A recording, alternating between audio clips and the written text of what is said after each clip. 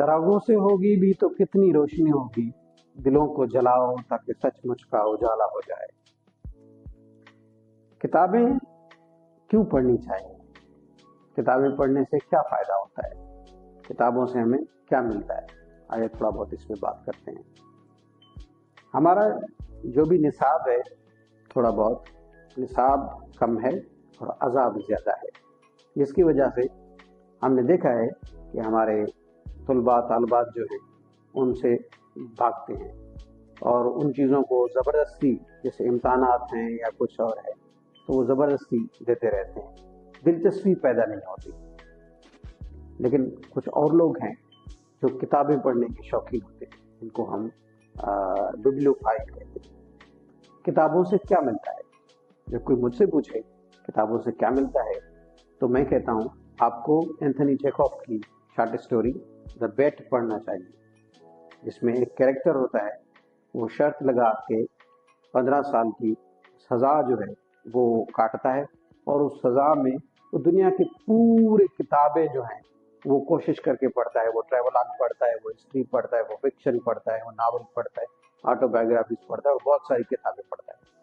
और बाद में जब उसको बाहर निकाला जाता है तो उसके लिए बाहर की दुनिया कोई इतनी माने नहीं रखती, क्योंकि किताबों ने उनको इतना कुछ दिया था कि जिसकी कोई यानी कि वक़्त उनकी और बाहर जाने की नहीं रहती है।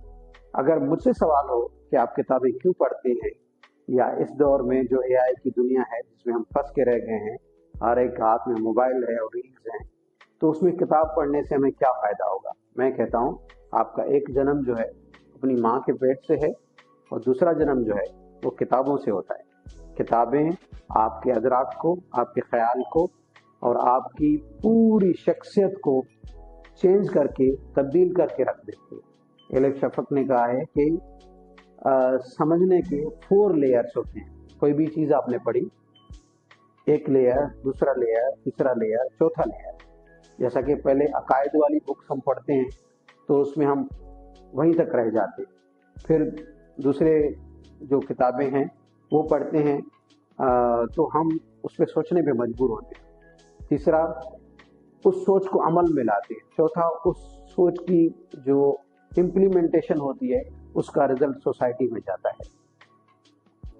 तो कहने का मकसद ये है कि आएँ, किताबें पढ़ें। और किताबों के लिए क्या करना चाहिए? आपको पहले लिस्ट बनानी चाहिए कि आपका जो बेंट ऑफ माइंड है वो किस तरफ है, कौन सी किताबें आप पढ़ना चाहते हैं।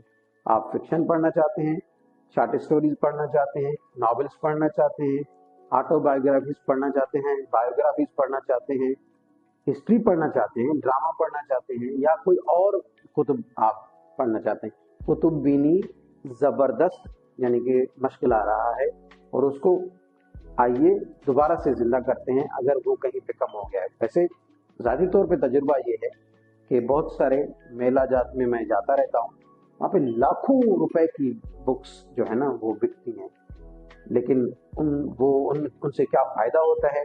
मेरे ख्याल में मैं आज की यूथ जो है उनको ये ज़रूर कहूँगा कि आप जो है 1 महीने में, 2 महीने में या 3 महीने में एक किताब ज़रूर ख़त्म करें। भले उसमें आपको कुछ यानी कि थोड़ा बहुत ही हासिल हो। और किताब पढ़ने का तरीका ये है, किताब उठाएं, पेन पेंसिल उठाएं और उसको अंडरलाइन करें, नोट करें, और वो नोट्स जो हैं वो लें। उसके बाद आपको किताब बहुत कुछ देगी, और जो किताब सोचने पे मजबूर करे उसको ज़रूर पढ़ें, और जिस किताब को बैन किया गया हो उसको तो ज़रूर पढ़ना चाहिए।